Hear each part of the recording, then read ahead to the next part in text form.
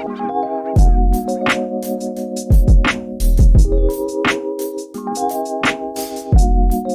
I'm here day 5 post-op hair transplant with Dr. Alexander.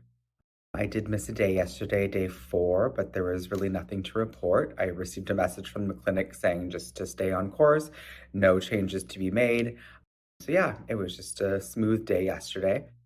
Today I did get a message from the clinic saying that I'm able to stop doing the 10-minute soaks in the morning, the evening, and instead I could, in the shower, fill up a cup with some water and some shampoo and gently pour that over the head instead.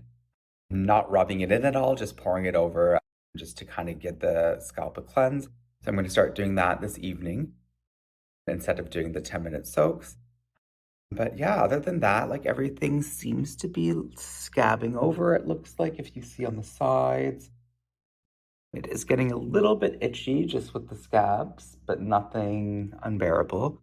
Just trying to fight the urge there. But yeah, everything looks good. Nothing else really to report.